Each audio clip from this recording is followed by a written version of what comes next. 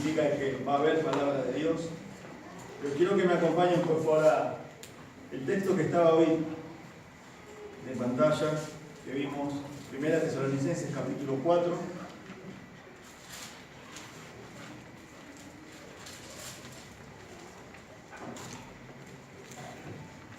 No es el mismo tema de los últimos 2 domingos que hemos visto en el Evangelio de Lucas, acerca de estar preparados ante la venida del Señor. Ese fue el énfasis, como creyentes, pero está un poco relacionado.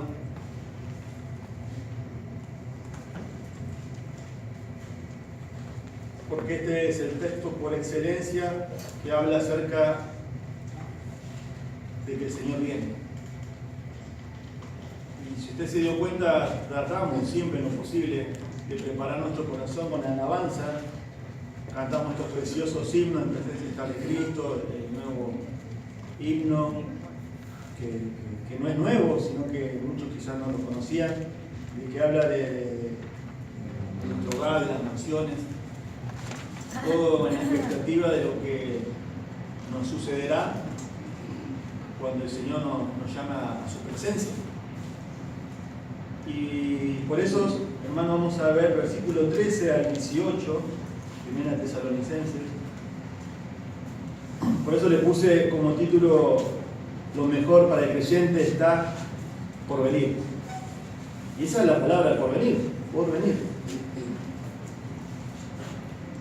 Y aquí, hermanos, hay una iglesia en la cual, a modo de imaginar un poco el apóstol Pablo con esta iglesia, yo vi que el apóstol Pablo está respondiendo 5 preguntas acerca de la partida de los creyentes y del regreso al Señor.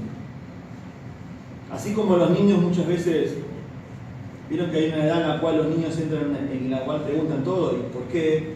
¿Y cómo será? ¿Y qué pasa con esto? ¿Y qué pasa con lo otro? Bueno, acá el apóstol Pablo hace lo mismo con esta iglesia. Y a modo de introducción, luego vamos a orar, porque no venimos siguiendo esta carta, pero usted tiene que entender un poco el contexto, por qué Pablo está escribiendo esto a esta iglesia. Esta iglesia, el apóstol Pablo, bueno, fundó la iglesia de Tesalónica. Usted lo va a ver eso en Hechos capítulo 17. La carta es escrita desde Corinto, el segundo viaje misionario del apóstol Pablo, y lo escribe de Corinto a Tesalónica. Es interesante. Lo importante es que el apóstol Pablo estuvo 3 meses en esta iglesia. Luego tuvo que salir de ahí por la persecución, y seguramente en esos 3 meses no tuvo todo el tiempo suficiente seguramente para enseñar todas las escrituras. También recuerden que estamos en el año 51 después de Cristo. Esta carta es la segunda del canon del Nuevo Testamento en revelación progresiva. El Nuevo Testamento está siendo revelado progresivamente, y los creyentes de la iglesia primitiva, especialmente esta iglesia, no tenían toda la Biblia que usted tiene hoy ahí revelada. Entonces, esta iglesia que Pablo alaba mucho, Pablo amaba mucho esta iglesia, Pablo tuvo que salir de ahí, pero tenían cierto tipo de confusiones teológicas, dudas, debido a que quizás, no porque Pablo no quiso, sino porque quizás no pudo enseñarles todo. Imagínense, nosotros hace años que estamos en el ministerio y quizás muchas veces debemos enseñar la palabra de Dios, y siempre quedan dudas. Imagínense una iglesia en la cual Pablo estuvo 3 meses solamente y tuvo que salir, y no tenían la revelación total de las Escrituras. Entonces, y es interesante que Pablo, bueno, escribe muchos son los temas que Pablo aborda en esta carta. Versículo 1 al versículo 12, antes en el contexto viene hablando de la vida práctica, de la vida de la santificación, más específicamente en el aspecto sexual, versículo 1 al 12. Pero Pablo luego hace un giro rápidamente y enseña este tema. ¿Por qué? Bueno, porque muchos de la iglesia, y Pablo los conocía, tenían muchas dudas acerca de que dentro de la misma iglesia muchos hermanos estaban partiendo, estaban muriendo, y ellos sabían algo de la venida del Señor. Miren ahí, versículo 10 del capítulo 1, dice que ellos se convirtieron, versículo 9, de los ídolos a Dios, para servir al Dios vivo y verdadero. Dios había hecho una obra extraordinaria en esta ciudad. Hechos dice que ellos habían quemado muchos libros de idolatría, que valía mucho dinero, evidenciando su fe genuina en Cristo. Y ellos mismos, dice el versículo, y esperar de los cielos a su Hijo, el cual resucitó de los muertos, a Jesús, a quien nos libra de la ira venidera. La carta también habla mucho de la ira venidera de Dios. También en el capítulo 5 de Tesalonicenses habla acerca del día del Señor, que vendrá como un ladrón en la noche. Pero son dos eventos totalmente diferentes. Así que vamos a ver 5 preguntas acerca de la partida de los hermanos de esta iglesia tesalónica y su regreso. Pero quiero que presten atención a esto y vamos a orar. Pablo no está dando acá un tratado teológico de escatología, que en cierta manera lo es, pero el propósito original de Pablo a esta iglesia no habla más como un Pablo teólogo, sino como un Pablo pastor. Es un asunto pastoral que Pablo está teniendo acá. No fue el propósito de él un tratado teológico, sino infundirles aliento y ánimo a estos hermanos. Ese fue el propósito. Y van a ver que en el Nuevo Testamento, este es el texto por excelencia acerca del rapto de la iglesia. El otro es, como el pastor leyó, 1 Corintios capítulo 15, versículos 51 a 58, habla también de ahí. Y el otro es un destello que el Señor da, porque el Señor no habló del rapto, que es Juan capítulo 14. Cuando los discípulos estaban turbados y Él les dice, me voy. ¿Cómo que te vas? Sí, me voy. No se turbe vuestro corazón, creed en Dios, creo también en mí. Dice, voy a la casa en el cielo, dice, a preparar moradas para ustedes. Porque donde yo voy, ustedes también estarán.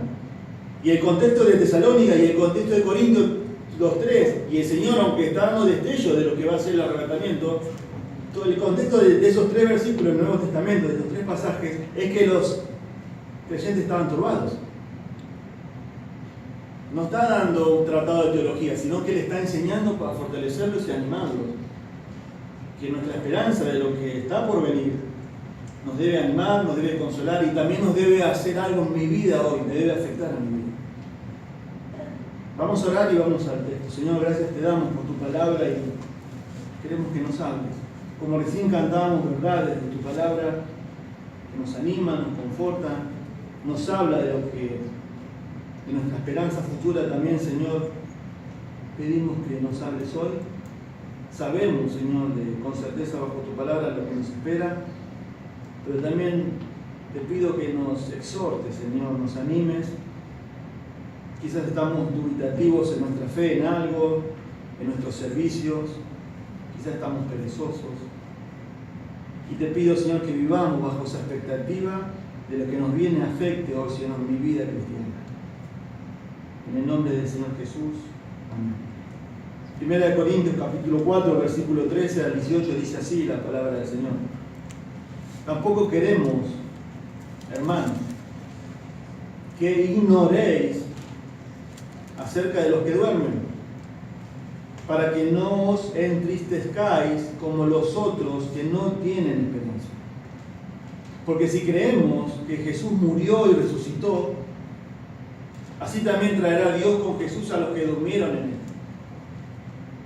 Por lo cual os decimos esto en palabra del Señor, que nosotros que vivimos, que habremos quedado hasta la venida del Señor, no precederemos a los que durmieron, porque el Señor mismo, con voz de mando, con voz de arcángel y con trompeta de Dios, descenderá del cielo, y los muertos en Cristo resucitarán primero. Luego nosotros, los que vivimos, los que hayamos quedado, seremos arrebatados juntamente con ellos en las nubes para recibir al Señor en el aire, y así estaremos siempre con el Señor. Por tanto, alentaos los unos a los otros con estas palabras. La primera pregunta la vamos a ver en el versículo 13, que esta iglesia, a modo imaginaria, le está haciendo a Pablo, y Pablo lo está respondiendo en esta carta. Pablo conocía esta iglesia. Recuerden, Pablo estuvo 3 meses, se tuvo que ir por la persecución, y Pablo les escribe esta carta de Corinto en el año 51 de la era cristiana.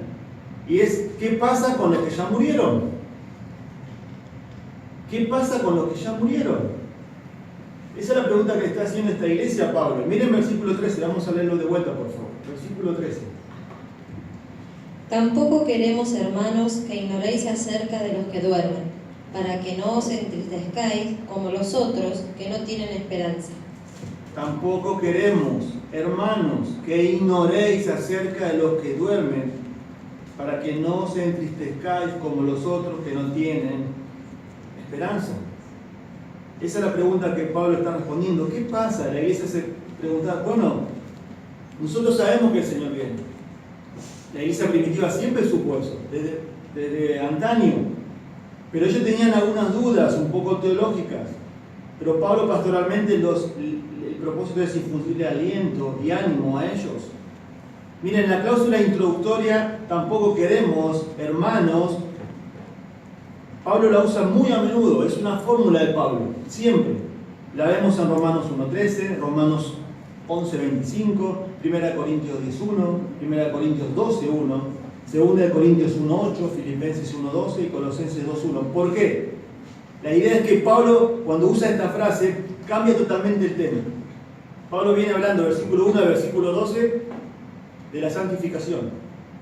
Y Pablo cambia. Introduce esta cláusula introductoria. Totalmente. Y miren lo que empieza a hablar, dice, tampoco queremos, hermanos, que ignoréis, le dice Pablo. ¿Por qué le dice que ignoren, hermanos? Porque esa turbación que ellos estaban teniendo afectaba su ánimo, afectaba su esperanza, afectaba su consuelo. Y hermanos, la ignorancia nos priva del consuelo. Muchas veces. Es interesante que muchas veces, a lo largo de toda la era de la historia, y en el Nuevo Testamento, y tanto en el Antiguo Testamento, cuando vemos a creyentes que están turbados, que no caminan con Dios, no es el caso de los tesalonicenses, esto es una aplicación del texto, es porque no están caminando con las Escrituras. Muchos de ustedes llegaron a esta iglesia con muchas dudas e inquietudes espirituales, que Dios les fue ahí yendo aclarando y aclarando a través de ¿qué? De las Escrituras. Las Escrituras, hermanos. Es por eso, hermanos, que la ignorancia espiritual se contrarresta con el conocimiento de la palabra de Dios. Recuerdan también un poco, como dije, de lo que estamos viendo en Lucas. Ceñid vuestros lomos y vuestras lámparas estén encendidas. ¿Qué significaba eso? El conocimiento de la palabra de Dios. Pero no un conocimiento solamente intelectual, sino que afecte mi vida. Y hermanos, eso se contrarresta con el conocimiento de la palabra de Dios. Es por eso que Pablo amaba a esta iglesia. Y la mejor manera de mostrar el amor a una iglesia es predicando las Escrituras. Cuando un pastor, como decimos acá en Argentina, se rompe el alma estudiando las Escrituras. ¿Para qué? Para enseñar al pueblo de Dios, porque a eso fuimos llamados. Y mira, Timoteo dice que los que trabajan en predicar y enseñar, el verbo ahí es copiado, es trabajar hasta el cansancio. ¿Para qué? Para predicar las Escrituras al pueblo de Dios. Y eso es lo que Pablo hizo con esta iglesia. Pablo se rompía el alma, y la mejor manera de que un pastor demuestre amor a su iglesia es predicando las Escrituras. Pablo le demostró amor así. Por eso le dice, miren ahí, no ignoren. ¿Qué tema? Acerca de los que duermen, dice él. Ellos estaban muy preocupados respecto a aquellos que duermen. Y es interesante este término. Muy a menudo la muerte de los creyentes se compara ¿con qué? Con el dormir. ¿Notaron eso? No sé si vieron eso en el Nuevo Testamento. Miren, le leo algunos textos, anótenlos, y no vamos a leer todos porque si no, no vamos a llegar. Mateo 27:52 habla de eso. Juan 11, versículo 11 al 13, cuando el Señor está con los discípulos y dice, vamos a Judea. Señor, no, ¿por qué te quieren apedrear? ¿Tú quieres ir ahí? Vamos a ir. Dice, Lázaro está durmiendo. Y ellos entendieron, bueno, si está durmiendo, se va a despertar, o sea, está enfermo. No. Lázaro ha muerto, le dice. Pero él le dice, Lázaro está durmiendo. Le digo, lee Hechos 7:60. Dice que cuando Esteban estaba siendo apedreado, se arrodilló. Habla de la muerte creyente como un dormir, como un dormir. Cuando la estructura física del cristiano, la casa terrestre, nuestro tabernáculo, se disgrega y vuelve al polvo, dice, la parte espiritual es sumamente complejo de su ser. El asiento de su personalidad parte para estar con Cristo, Filipenses 1:23. Y ya que el estado en el que el creyente, ausente del cuerpo, está en el hogar con el Señor, es descrito como mucho mejor. 2 Corintios 5:1-2 dice, porque sabemos que si nuestra morada terrestre, este tabernáculo, se deshiciere, tenemos de Dios un edificio, una casa no hecha de manos, eterna en los cielos. Ahí habla de tabernáculo. ¿Qué significa? Pablo toma esa ilustración del Espíritu Santo, hablando del cuerpo físico, y habla de este tabernáculo. ¿Saben qué es eso? Una tienda. Eso, así ilustra el Espíritu Santo a lo que es nuestro cuerpo, una tienda. Y la tienda, ¿se acuerdan? En lo que es el Antiguo Testamento, se deshacía y seguía a la nube de Dios, y eso se iba desgastando. Se iba desgastando y se iba desgastando, y así pasa con nuestro cuerpo. Se va desgastando. Pablo también lo dice, ¿no? Nuestro exterior se va desgastando. El otro día mi esposa me mostraba fotos cuando éramos más jóvenes. Mamma mía, digo yo, ese era yo cuando me casé. Así era. No me reconocí. ¿Qué pasó? Pero se va deshaciendo. Se va agrandando más que nada también, muchas veces. Pero el cuerpo, la idea, hermanos, es que se va gastando. Esa tienda, en algunos más, en algunos menos, se va gastando y se va a gastar. Se va a gastar. Quiero que me acompañen. Este texto, hermanos, me llenó el corazón en la semana. Apocalipsis 14:13, por favor. Lo tengo acá, pero quiero que lo lean ustedes. Para ver cómo muestra la Escritura lo que es a un creyente en Cristo. Apocalipsis 14:13, por favor. Oí una voz que desde el cielo me decía, escribe, bienaventurados de aquí en adelante los muertos que mueren en el Señor. Sí, dice el Espíritu, descansarán de sus trabajos, porque sus obras con ellos siguen. Esa es la idea que Dios tiene del creyente cuando duerme. Descansa de sus labores, dice ahí. Pero miren cómo sigue el texto. Porque sus obras con ellos siguen. Impresionante. César duerme, pero sus obras con ellos siguen.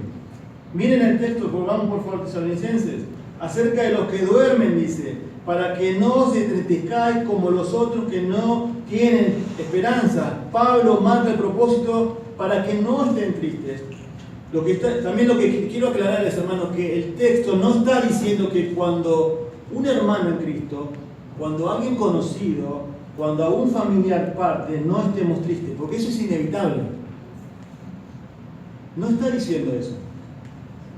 El énfasis, miren ahí el texto, por favor, es el contraste que debemos tener nosotros. ¿Con quién? Con los otros. ¿Qué? Que no tienen esperanza.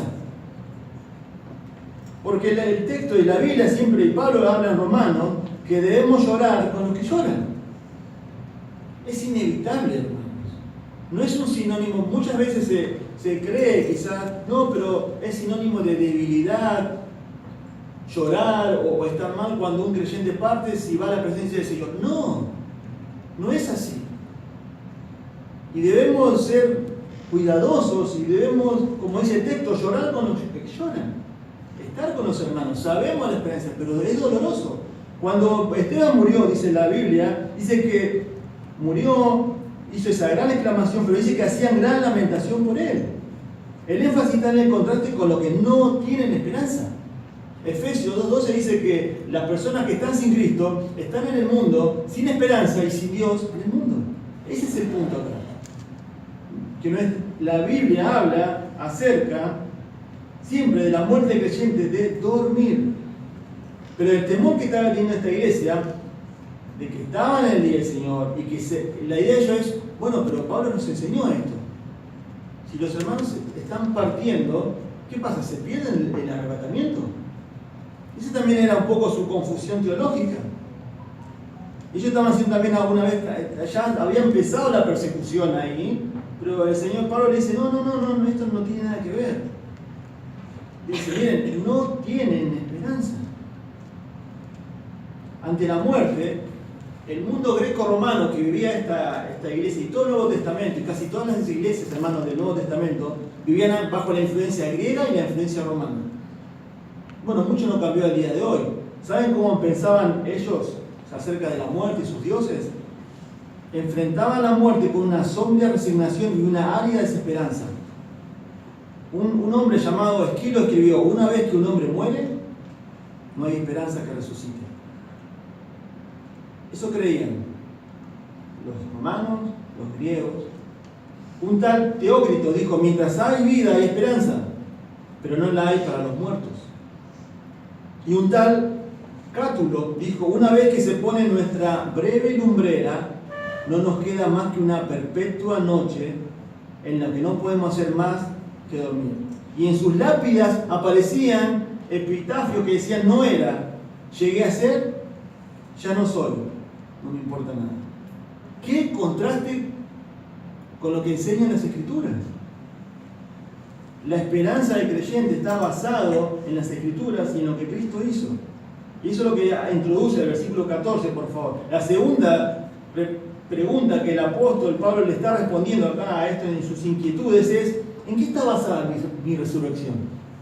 ¿Cómo sé yo que voy a resucitar? Bueno, versículo 14, por favor. Porque si creemos que Jesús murió y resucitó, así también traerá Dios con Jesús a los que durmieron en él. Este, hermanos, texto es riquísimo en teología. Miren, vamos a ver hasta el versículo 15, la primera parte, 3 pilares. Escuche bien esto. 3 pilares en la cual está basada nuestra resurrección, nuestra esperanza de la vida eterna. Miren el versículo 14. La primera, ¿de qué habla? Acerca de la muerte de Cristo. La muerte de Cristo. Porque si creemos, dice ahí Pablo, que Jesús, ¿qué dice el texto? Murió. Que Jesús murió.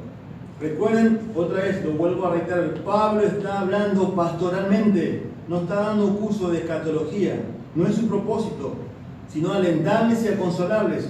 Ellos tenían conocidos que habían partido, ellos estaban siendo perseguidos, pero eso no deben entristecerse. La muerte y su resurrección es el corazón del Evangelio. Pablo está enseñando esta verdad y como hemos leído al principio del culto, en 1 Corintios 15 también.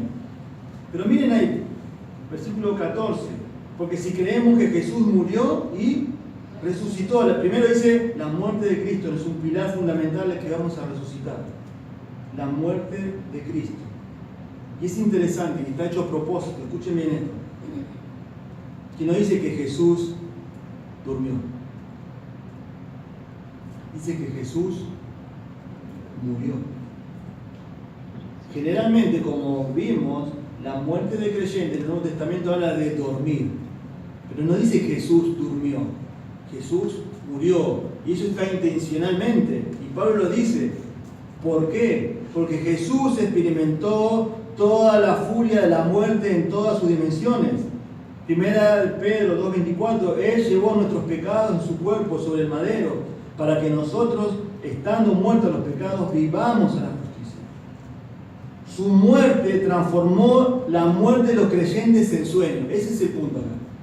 Que a través de la muerte de Cristo, todos los que creen en Él, todos los que confían en Cristo, pueden, a través de eso, sí, a partir de ahí, dormir. ¿Se entiende? Ese es el punto acá. Un autor dijo, la muerte se convirtió en sueño por la obra de Cristo. Es una metáfora adecuada en la cual se transforma todo el concepto de la muerte.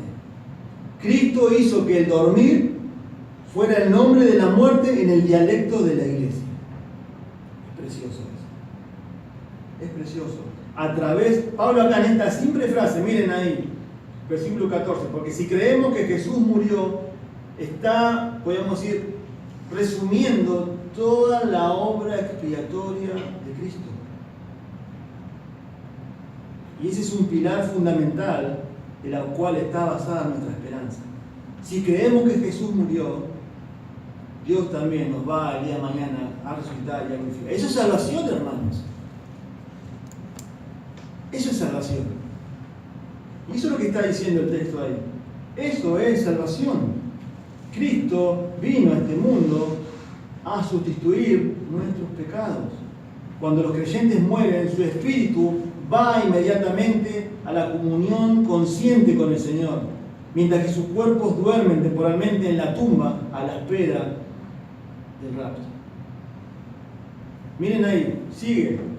Primer pilar fundamental de por qué vamos a resucitar, porque Jesús murió. No solamente murió, sino también resucitó, dice ahí. Y miren, esa palabra está, podemos decir, enganchada ahí con la muerte de los creyentes. Porque dice, así también engancha la resurrección de Cristo con la resurrección de los creyentes. ¿Traerá Dios con Jesús a los que durmieron en él? Juan 14, 19 dijo, porque yo vivo, vosotros también viviréis. En el pasaje más detallado de las Escrituras que el pastor leyó al principio, dice, Cristo las primicias, luego los que son de Cristo, en su venida. En esa misma epístola ya había dicho antes, Dios que levantó al Señor, también a nosotros nos levantará con su poder. 1 Corintios 6, 14. En la segunda carta dice, que resucitó al Señor Jesús, a nosotros también nos resucitará con Jesús. Cristo murió, pero Cristo también resucitó. Cristo las primicias, se leía hoy 1 Corintios 15. Luego los que creímos en Él. Cristo murió, Cristo resucitó, y a través de eso, miren ahí el texto, es impresionante esto, engancha la resurrección del Señor con la muerte de los creyentes.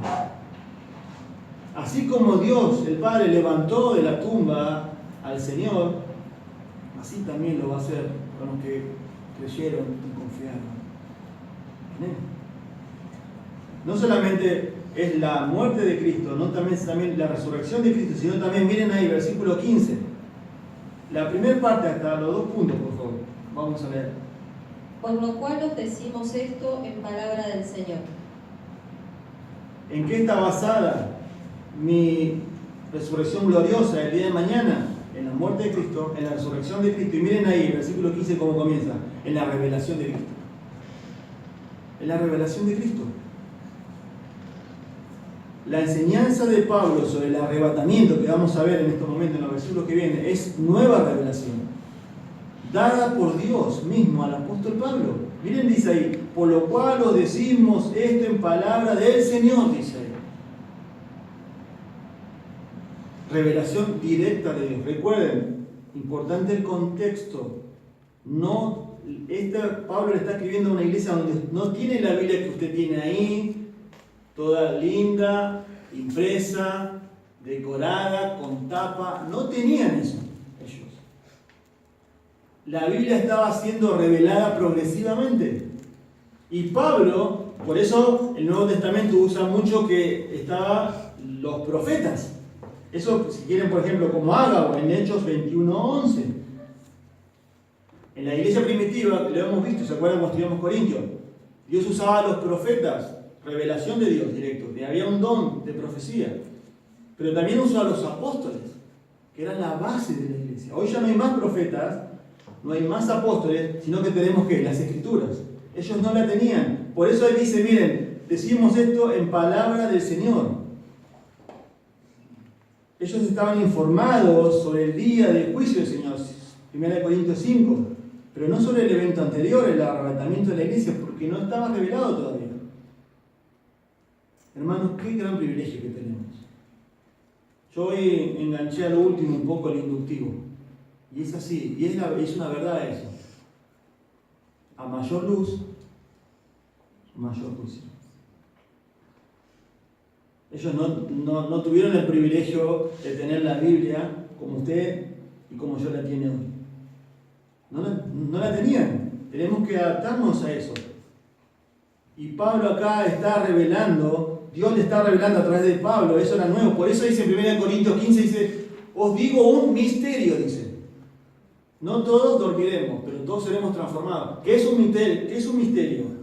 Algo que estaba oculto y que Dios empezó a revelar. Eso es un misterio en el Nuevo Testamento.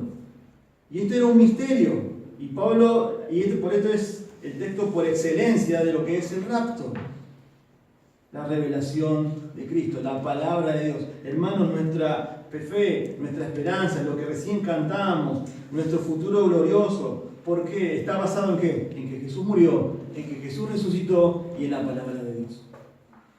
No tenemos otra cosa. No está basado en mitos, no está basado en una religión, no está basado en que alguien dijo algo. No. Está basado en la palabra de Dios. Y eso es lo que estamos viendo. En la palabra de Dios. Pero miren ahí, versículo 15, 16 y 17. La tercera pregunta que Pablo responde a esta iglesia. Los que murieron, ¿quiénes van a participar de este evento, del rapto? ¿Los que murieron también? Esa es la tercera pregunta. ¿Quiénes participan de este evento? ¿Los que ya murieron también o se lo van a perder? Versículo 15, 16 y 17, por favor. Por lo cual decimos esto en palabra del Señor, que nosotros que vivimos, que habremos quedado hasta la venida del Señor, no precederemos a los que durmieron. Porque el Señor mismo, con voz de mando, con voz de arcángel y con trompeta de Dios, descenderá del cielo, y los muertos en Cristo resucitarán primero. Luego nosotros los que vivimos, los que hayamos quedado, seremos arrebatados juntamente con ellos en el aire, en las nubes, para recibir al Señor en el aire, y así estaremos siempre con el Señor. Miren versículo 15, la NBI dice, conforme a lo dicho por el Señor, afirmamos que nosotros, los que estemos vivos y hayamos quedado hasta la venida del Señor, de ninguna manera nos adelantaremos a los que hayan muerto. Esa es la versión NBI de versículo 15. Pero no sé si ustedes ven un poco acá la atmósfera del texto.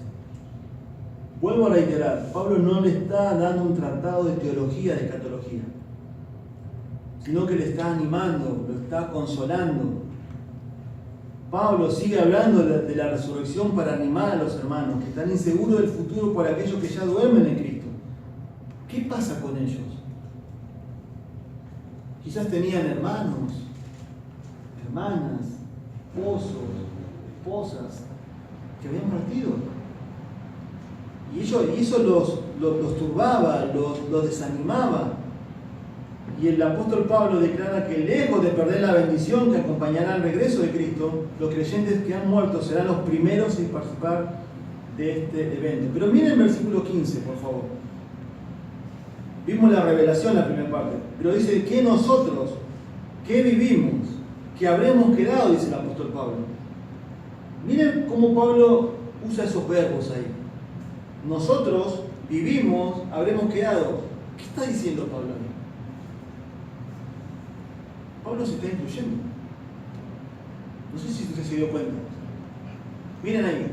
Pablo se está incluyendo. Dice, nosotros, estamos vivos, los que hayamos quedado, seremos arrebatados juntamente con ellos en la nube. ¿Por qué Pablo dice eso?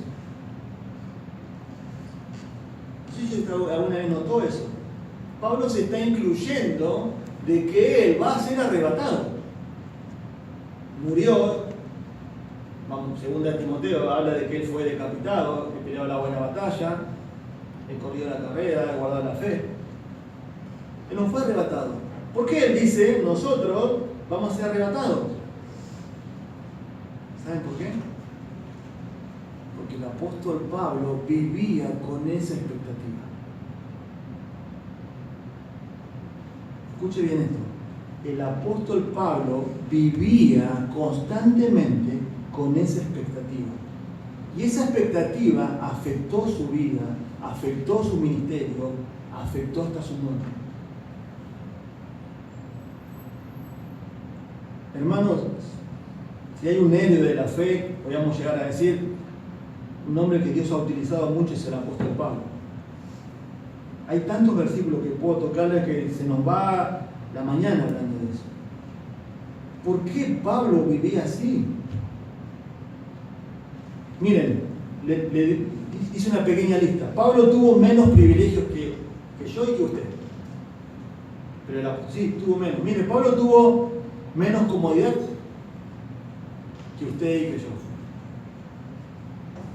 ¿Es así o no?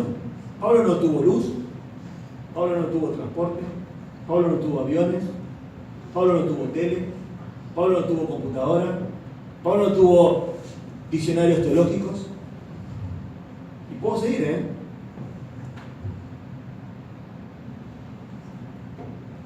Pablo no tuvo tiempo, no tenía menos tiempo quizás. Y Pablo sufrió más que yo y que usted. ¿Quiere ver la lista de lo que sufrió este hombre? 2 Corintios, capítulo 11. Acompáñenme un segundito para que usted entienda este concepto. ¿Por qué Pablo vivía así? Pero también vemos la debilidad del apóstol Pablo, que Dios la mostró a lo largo de toda la Escritura.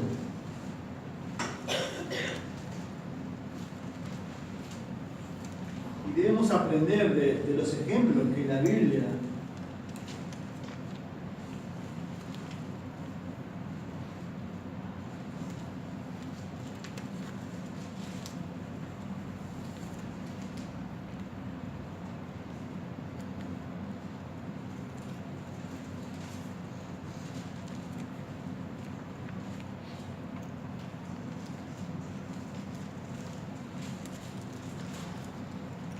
Perdón, 2 Corintios capítulo 6. 2 Corintios capítulo 6, versículo 4. Al 10, por favor. Antes bien, nos recomendamos en todo como ministros de Dios en mucha paciencia, en tribulaciones, en necesidades, en angustias, en azotes, en cárceles, en tumultos, en trabajos, en desvelos, en ayunos, en pureza, en ciencia, en longanimidad, en bondad, en el Espíritu Santo, en amor sincero, en palabra de verdad, en poder de Dios, con armas de justicia a diestra y a siniestra, por honra y por deshonra, por mala fama y por buena fama, como engañadores, pero veraces, como desconocidos, pero bien conocidos, como moribundos, mas he aquí vivimos, como castigados, mas no muertos, como entristecidos, mas siempre gozosos, como pobres, mas enriqueciendo a muchos, como no teniendo nada más, poseyéndolo todo. No sé si usted se dio cuenta, azote, cárceles, tumulto, trabajo, desvelos, ayunos. Y usted ve a lo largo de todo el Nuevo Testamento lo que Pablo pasó, vivió y sufrió. Por eso Pablo, miren, dice ahí en 1 Corintios, versículo 15, vivía con esa expectativa. Y esa expectativa que él vivía, que decía, el Señor viene, afectaba su vida. A tal punto que él decía, bueno, si yo estoy vivo y viene el rato, el Señor me lleva. Y si yo muero, lo primero que voy a ver, como dice Filipenses, es la cara de Cristo, lo cual es muchísimo mejor. Pero Pablo pasó azotes, tumulto, lo dieron por muerto, desvelos, naufragios. Y él dijo, bueno, si Dios permite que esto en mi vida, es para la gloria de Dios. ¿Entienden? Y esa expectativa que él tenía afectó su vida. Usted puede llegar a decir, bueno, pero el apóstol Pablo, esto es para los pastores. No, hermanos, esto es para todos nosotros, para todo creyente. Nuestra expectativa, lo que cantamos, lo que estamos viendo acá, debe afectar mi vida. Y si yo estoy viviendo un momento, si Dios permite que viva una tribulación, una angustia, una prueba, a pesar del dolor que vamos a pasar por eso, debe afectar mi vida. Porque yo debo obedecer a Dios a pesar de las circunstancias que Dios me permite vivir. Ese es el punto. Y somos tan, me incluyo, tan muchas veces perezosos, cómodos. Y podemos cantar esto y sabemos que es verdad, pero no afecta a mi vida. No afecta. El Señor viene, hermanos.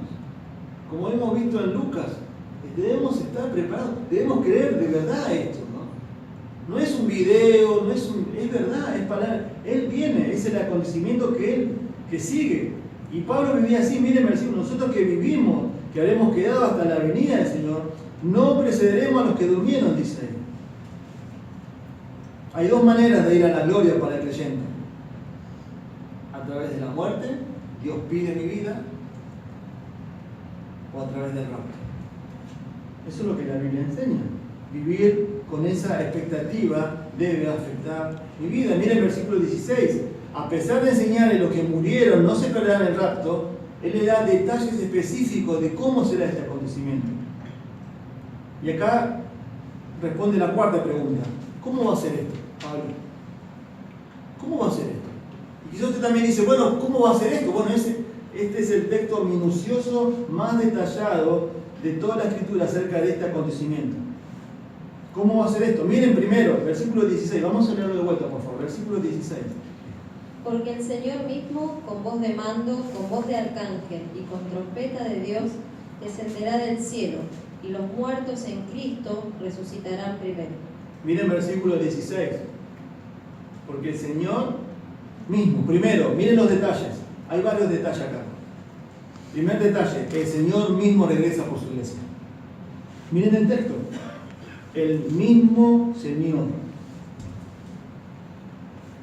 Por eso hay una diferencia. Son dos eventos diferentes de la segunda venida personal y visible de Cristo. Es diferente. Les leo, por ejemplo, no lo busquen, si quieren notas, Marcos 13, 26 y 27 y Mateo 25, donde dice que Él envía a los ángeles. No, acá Él viene. Él viene personalmente. Pero vamos a ver más detalles. Miren, segundo, Jesús descenderá del cielo, dice ahí. El versículo 16. Porque el mismo Señor, con voz de mando, con voz de arcángel y con trompeta de Dios, descenderá. ¿Qué dice el texto? Dice del cielo. Desciende del cielo, donde ha estado desde su ascensión. Hechos 1, versículo 9 al 11. ¿Se acuerdan cuando están los discípulos? Él asciende y lo están mirando. Y se aparecen ángeles que dicen, varones galileos, ¿qué están mirando? Dicen.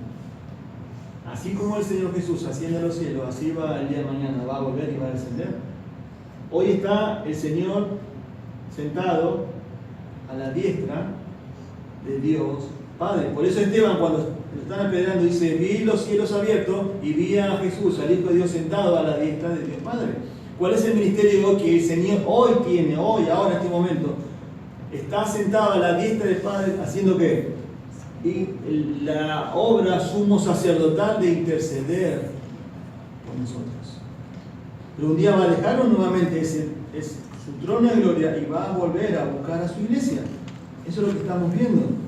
Miren tercero, cuando Jesús descienda del cielo, esto es impresionante, lo hará con voz de mando. Miren ahí, dice el versículo 16, con voz de mando, dice ahí. La palabra en el griego es keleusma. La idea es un timbre militar, cuando el comandante llama a sus tropas a formar filas. Esa es la idea. ¿Vieron alguna vez a un rango mayor llamando a sus filas? Yo no hice la columna, como el otro pastor. ¿Pero vieron alguna vez a un comandante jefe llamando a su firma con esa voz autoritativa y todos lo obedecen? Bueno, esa es la idea acá. Miren ahí, con voz de mando, dice ahí. Los santos muertos en su cuerpo resucitado. Esto es impresionante. Miren, con su cuerpo resucitado se reunirán con los creyentes arrebatados vivos en las filas. La voz de mando del Señor será semejante a la voz que tuvo cuando el Señor vino a la tierra, se paró ante la tumba de Lázaro y dice, clamó a gran voz, Lázaro, ven fuera. Es impresionante. Esta es la hora, dice Juan 5:25, cuando los muertos oirán la voz del Hijo de Dios y los que la oyeren vivirán. La voz de Dios, la voz autoritativa, pero todopoderosa, que solamente habla y los muertos resucitan. Impresionante. Los muertos justos de la era eclesial serán los primeros en levantarse. Y esta verdad debe haber consolado grandemente a los inquietos de esta iglesia. Pero bueno, mi hermano que partió, bueno, Pablo le dice, no, van a resucitar. Y no solamente van a ser los primeros, dice ahí. Hermano, qué esperanza gloriosa. Pensaba cuando estudiaba esto, nosotros somos una iglesia relativamente joven. Cuando hablo joven, que la mayoría somos jóvenes. Pero hay hermanos que han partido ya la presencia del Señor. Me acuerdo del hermano Hugo Rato, Angie, Eduardo, y muchos como pastores también quizás no hemos podido quizás estar en todo, pero hemos estado quizás en sepelios de familiares de ustedes. Y a través del dolor eso, pero miren hermanos, esta es la esperanza. Miren los detalles que el Señor da. Imagínense cuando Pablo le está escribiendo a esta iglesia lo que habrá animado, lo habrá consolado. Porque ellos no sabían, no tenían tanta revelación. Miren ahí, otro detalle más, versículo 16. Con voz de arcángel dice ahí. No hay un artículo definido en el texto griego. Dice literalmente un arcángel. No sé quién es. El único texto, otro pasaje de la Escritura que menciona un arcángel es el arcángel de Miguel. Según la tradición judía decía que había 7 arcángeles. No sé si es el ángel Miguel, quién es. Lo que sí dice que esa voz se va a unir a la voz de autoridad del Señor. Autoridad de mando. Y miren otro detalle más. Sigue diciendo, con trompeta de Dios. Eso es una figura, una ilustración, un cuadro, un tipo. ¿Saben de qué? Cuando se tocaba la trompeta en el Antiguo Testamento, lean Éxodo 19, el pueblo de Israel, en el monte Sinaí, se tocaba la trompeta, el pueblo de Dios se reunía e iba a la presencia de Dios. Eso es lo que está diciendo.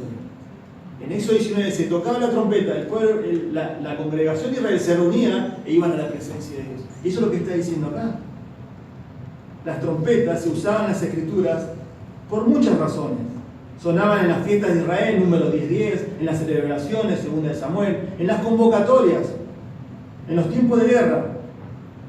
Pero lo que más encaja con el contexto es la reunión del pueblo de Dios para estar ante la presencia de Dios.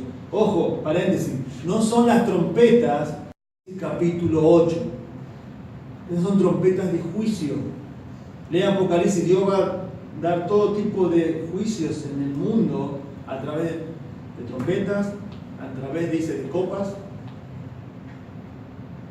Es impresionante lo que vamos a ver ahí.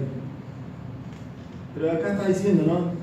La trompeta está simbolizando el propósito doble, congregar al pueblo de Dios y dar la señal de su liberación.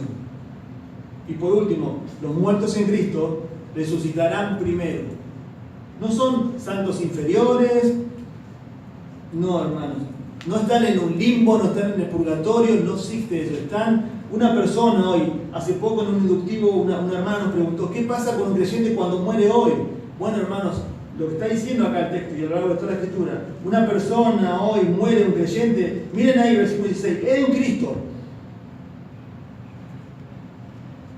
Va inmediatamente a la presencia del Señor, en espíritu. Su cuerpo queda, como vimos en 1 Corintios 15, corruptible. Debe ser sembrado corruptible para que se levante incorruptible. Pero va a la presencia misma de Dios. Eso lo vamos a ver también en Lucas 16, cuando vamos rico y Lázaro. Dice que el rico se levantó, se despertó estando en tormentos. Y el otro en el seno de Abraham, consolado. Los santos muertos y su cuerpo resucitado se reunirán con los creyentes, arrebatados vivos en la fila. la voz del mando del Señor, hará eso un evento glorioso. Y miren ahí rápidamente, versículo 17. Luego nosotros, los que vivimos, los que hayamos quedado, seremos arrebatados. La palabra es harpazo, se refiere a un acto violento, irresistible y fuerte. Un acto irresistible y fuerte. Anoche hubo una conferencia en Los Ángeles, ayer, de expositores para el pueblo latino. Y estaban siempre los grandes predicadores, Sujel Michenet, Pastor MacArthur, José Rauman. Y vi hoy esta mañana rápidamente un título de la predicación de Sujel Michenet. Dijo: a donde va Cristo, iré yo. Y esa es la idea acá. A donde va Cristo, iré yo. ¿Se envía? Por muerte. Iré yo. En un momento, en un abrir y cerrar de ojos, dice 1 Corintios 15, esto va a ser el evento. En un abrir y cerrar de ojos, en el griego la palabra es mikron. Trata ahí del autor de nuestro idioma, en un abrir y cerrar de ojos. ¿Cuántas veces pestañeamos en un segundo? Es más rápido que eso. En un abrir y cerrar de ojos, para que usted entienda, el Señor con su poder va a levantar los cuerpos de los creyentes muertos a lo largo de toda la época de la era de la iglesia y va a arrebatar a los suyos. Y los juntos, dice ahí, miren, versículo 17, con ellos en las nubes para recibir al Señor en el aire. Y así estaremos siempre con el Señor. Impresionante. Dios tiene el poder para hacer eso. En menos de un segundo. En menos de un segundo. Por eso a veces nos preguntan, ¿no? ¿Qué va a pasar con esto? Hermano, en la Biblia no da tantos detalles. Lo que sí dice esto: los muertos van a resucitar, lo que estamos, si Dios quiere, vivos, seremos arrebatados juntos para ir a la presencia de Dios. Y para terminar, versículo 18. Bueno, a saber esto, ¿cómo me afecta, Pablo? ¿Cómo afecta esto a mí? ¿Cómo sigue mi vida sabiendo todo esto? Quizás ya los consoló, los animó. Miren, versículo 18. Por tanto, dice Pablo, a raíz de todo esto que han escuchado, hermanos, una conclusión, y por tanto, alentados los unos a los otros con estas palabras. ¿Para qué? ¿Cómo afecta esto a mi vida? Bueno, Dios te alienta. Dios te alienta con tu palabra, pero no solamente a vos, miren ahí, la idea es que vos, los unos a los otros. Hermano, le está hablando a la iglesia acá, no estás hablando a nosotros. Cada vez que nos juntamos debemos alentarnos unos a otros. ¿Cómo era el saludo de la iglesia primitiva? Maranata. ¿Qué significaba Maranata? El Señor viene. Maranata. Maranata. ¿Cómo termina en la Biblia? Apocalipsis capítulo 22. He aquí, vengo en breve, dice, hermanos. Yo creo que esto nos debe sacudir un poco el corazón, nuestras vidas. Por eso al principio dije, con lo que estamos viendo en Lucas, no es el mismo tema. Debemos estar preparados. Y este evento que Pablo acá le está animando a esta iglesia en el año 51 después de Cristo, hoy estamos en el 2017, le está diciendo, el Señor viene. Cada día que pasa me acerco más a la gloria. Esa es mi perspectiva. Escuche bien, cada día que pasa me acerco más a la gloria. Esa es la perspectiva, esa es la expectativa del cristiano. Miren ahí, termina diciéndolo. Aliéntese unos a otros, unos a otros, unos a otros. Este acontecimiento monumental. Resucitarán los muertos en Cristo, se unirán con los santos vivos para experimentar la transformación completa en cuerpo y alma y estar siempre con Dios. Debería ser un aliento inquebrantable para estos hermanos. que estaban viviendo momentos de aflicción y se estaban lamentando por lo que estaban partiendo. No sorprende que Pablo llame al regreso de Cristo. Con este texto terminamos. Tito 2:13.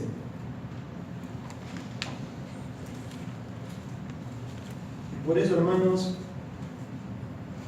la palabra de Dios, el propósito fue alentarnos, fue animarnos. Todos vamos a pasar por esta situación. Ya la has pasado quizás, pero vamos a pasar. Donde debes animar, debes consolar a un hermano. El dolor va a estar, pero no debe ser como los que no tienen esperanza. Tito 2:13, por favor. Aguardando la esperanza bienaventurada y la manifestación gloriosa de nuestro gran Dios y Salvador Jesucristo. Esperando la manifestación gloriosa. Pero ¿cómo es esa? Esperando. Firmes, como vimos hoy, después de todo lo que es la resurrección, estar firmes, constantes. Si estás dubitativo, si estás perezoso, si estás desanimado, si no estás sirviendo al Señor, que las últimas predicaciones de Lucas, de estar preparado, de ceñir el lomo, de las lámparas encendidas, y lo que nos va a pasar, que es inminente, es el evento profético que sigue, puede ser. No hay fecha, pero es en cualquier momento. Por eso Pablo decía, los que vivimos, y eso afectó su vida. Te anime, y si estás sin Cristo, sin esperanza, sin Dios en el mundo, y pasa eso, la Biblia dice que estás en juicio. Dios es tu enemigo. Es tu enemigo. Vamos a orar. Padre, gracias te damos por estos preciosos textos. Señor, y no es casualidad, tú nos estás animando a algo, Señor.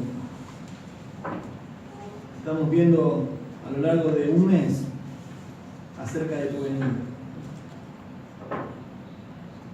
Y quizás, Señor, no, personalmente o como iglesia no estábamos pensando en esto. Aún mismo en el ministerio, Señor, sirviéndote, no tenemos esa expectativa como vimos hoy de que Pablo tenía. Que sea en vida o muerte, Señor, podamos obedecerte, serte fiel hasta el final, y que eso nos motive a servirte con excelencia mientras estemos aquí. A no poner excusas, Señor. Muchas veces somos lerdos, perezosos en el servicio. Vimos la vida del apóstol Pablo no como un héroe, sino como un ejemplo a seguir, Señor. Tuvo muchas menos comodidades que nosotros, mucho menos privilegios, y aún así, Señor, fue un gran cielo en tus manos. Y quizás, Señor, nos motive también a predicar más. Predicar el Evangelio, Señor. Tú nos has puesto por eso. Y a pesar de lo que podamos estar viviendo, seguir llevando el Evangelio, Señor. Seguir llevando el Evangelio aquí en San Miguel, en nuestros trabajos, donde estemos, en Escobar. Señor, ayúdanos y que realmente esto, como veíamos hoy, afecte mi vida. Mi servicio, mi adoración, mi consagración a ti, Señor, cada día. Y que realmente, Señor, creamos esto, que tú vienes y puedes venir hoy. ¿Cómo cambiaría, Señor, si supiéramos la fecha, la hora? Serviríamos mejor, predicaríamos más. Señor, pedimos perdón porque fallamos, pecamos, Señor, muchas veces. Y también, Señor, gracias porque este texto nos habla, Señor, de lo maravilloso que va a ser ese evento. De la esperanza bienaventurada, como veíamos en Tito, Señor. No está basada ni en una religión ni en una filosofía. Y qué bueno, Señor, es saber que los hermanos que ya han partido están durmiendo en tu presencia, Señor, viendo tu rostro, esperando la resurrección de sus cuerpos.